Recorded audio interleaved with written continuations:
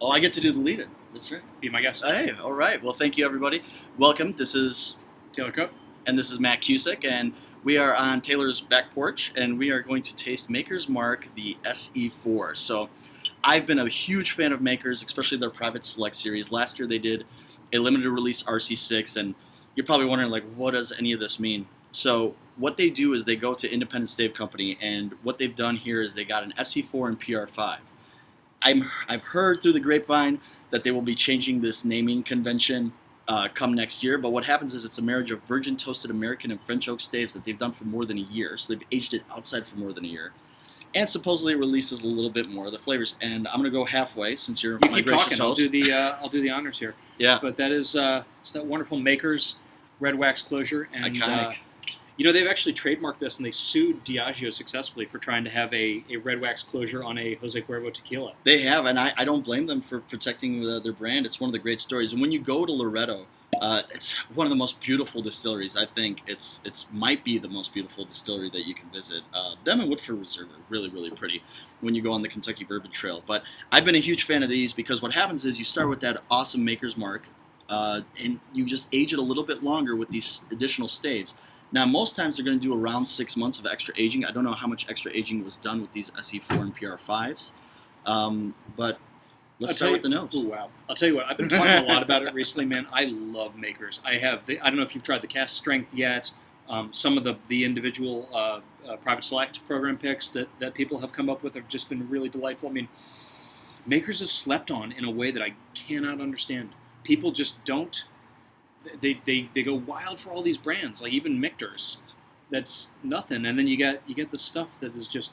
And for them, they don't tout age statements for them. It's more about the proof. They just released a 101 version, and these private selects run around, and I think it's almost like a sister to Knob Creek, right? Mm-hmm. Part of the Jim Beam Centauri umbrella, is that people have all these excellent store picks, and they just don't know what to gravitate towards or what to really tout. Yeah. And maybe it's not cool to brag that you like Maker's Mark. I'll tell you what, they were on the forefront of a lot of stuff that we really take for granted now in whiskey, in terms of both doing what they do as well as the marketing and the discussion around it. But then, they went dormant for a number of years. All they had was Makers, and it wasn't until 2010 when they came out with 46 that there was like a little bit more life reinvigorated into the brand relative to just that standard bottle of Makers sitting on the shelf. Yeah, and personally for me, I love when I see the private selects with the cuvee staves that have been mixed in, or the mocha staves. Yeah, no, you get some crazy flavors out of those. Now, I mean, they're not all winners, but there's enough room in there. And the other thing about Makers is just the emphasis on consistency. And I've talked about this before, but they rotate barrels through Rickhouses. There's no Camp Nelson F or Rickhouse H at Maker's Mark. They are all about that consistency. But some of that lends to romanticism about when we talk about like Solera aging, or we talk about heat-controlled warehouses. I've had talks about this on picks. Mm-hmm. If it's a heat-controlled rickhouse, or there's some kind of system that ensures consistency, it kind of takes out the mystique of like an amazing barrel or amazing honey hole or. Well, yeah, like you don't get those crazy off-profile barrels that are like legendary, but then you also never have a bad one. So it's a risk mitigation measure, I guess. This is so much in the heritage of Makers, but I am glad to see they're opening up and doing different kinds of stuff. So let's talk about this whiskey. Yep, let's talk about it. What are you getting on the nose? Man, the first thing I got was just a delightful, really floral, kind of rosy. I didn't even lilies maybe, but a really intense, like not like a fresh bunch of flowers, but like a floral perfume, I guess. Does that? No, absolutely. It's something that kind of reminds me a little bit of like a floral rye, in a sense. That's a good way to put that. There's also, this goes back to the Maker's origin story, which is dubious of them, baking all this bread, but there's a really like a yeasty, doughy, I should say weedy note, given it's a wheated mash bill. Mm-hmm. But I get a bit of that in there as well. Some fruity candied notes, like maybe like a candied lemon peel or a candied orange peel. Like those hard candies that you get sometimes. Yes, yeah. The cellophane wrapped ones. The ones that was in every grandmother's dish at home, and nobody knew where grandma got them. Hi, Grams. Yeah, Bobcha. Yeah.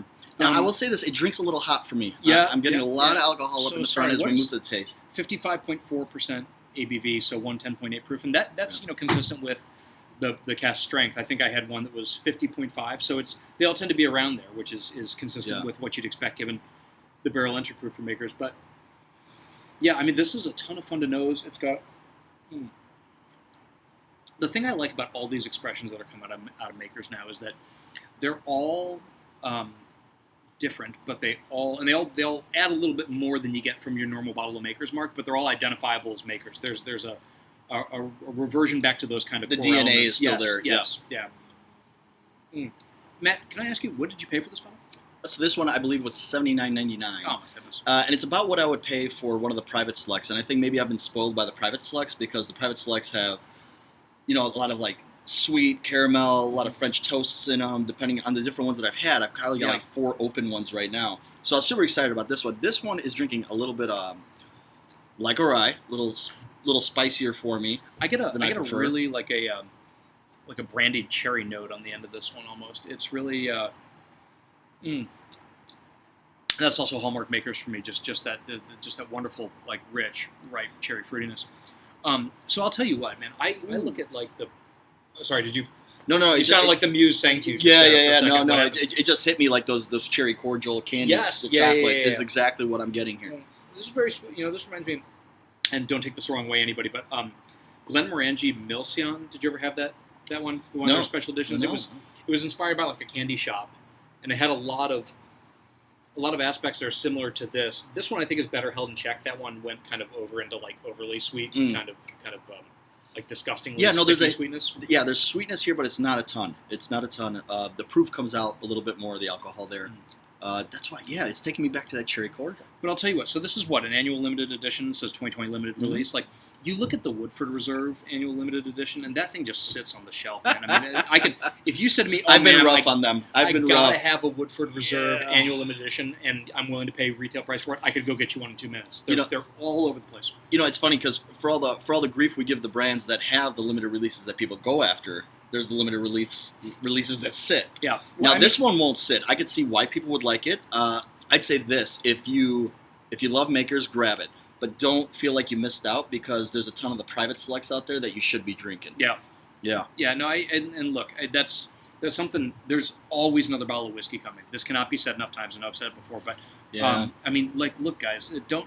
I saw the Stag Junior barrel pick news the other day, and I thought, you know what's gonna be great? I got so many wonderful friends like your good self who brought over this bottle, and somebody's gonna get. I'm gonna get to taste that. Someone's gonna have one, or my local store get one, or like I don't need to go out and be a tater about this. And so, and you know what? I hope everybody can just remember, like, look, it's not about these bottles. It's not about what's in the glass. It's about the interaction and the memories and the relationships. And if you got those, you got everything you need. So don't worry about chasing down bottles. And I flubbed the story in the beginning, and it's a great story. But again, seek out a private select if you can't get this one. If you can get this one, I don't think you'd mind it, but. No, I mean, look, finish just kind of falls off for me too. Yeah, I can see that. Yeah, that like it's just booze at this point. If I had to pick like one nit, that might be it. That there's so much flavor in the front and even towards the back of the mouth, but it does vanish very rapidly. But again, that's a very minor. Okay, so like you like to pin me down on numerical scoring, so I'll pin you down on numerical scoring, right? Out of 10, and none of your decimal BS. I want integers, man. Well, but everybody knows if you're reviewing pizza, that's a rookie score. You got to go like 7.8. No, do you review pizza? No, I'm talking about Barstool. You're probably not a Barstool guy. Let's see. Oh, jeez. Okay, if you had to pin me down, okay, I know I'm always putting the screws to you. All right. The problem is that again, I love makers. This is not singing to me the way that other private selects have. All right. So I'm gonna go 7.2. Yeah. So I just tried the cask strength, and by the time you guys see this, you'll know that it was I scored that in 8 out of 10, just for being outrageously good, quality, flavor, aromas, balance, you name it, it had it for $40. So I like this a bit more. I will dock this 1 point. I'm between 1 and 2, so I might go 6 or 7. Ooh. Well, that's right, because you go with the big numbers. That's right. So I like it less than that one, and there's also it's double the price, so I gotta take that into account. But I mean, and that's the hard thing for me is like if you sought this out, and hopefully you just pay retail and you don't pay more than retail for it. But it's good. Yeah, it's good. It's good. This is what happens with you sometimes is you score it a little low and people go crazy, and it's not. Don't take this the wrong way. 5 is average. I like it, folks. I like it. Hey, Matt, thank you so much for bringing this up, man. Cheers. Cheers to you, and cheers to our viewers who keep putting up with our BS. Bears. Bears.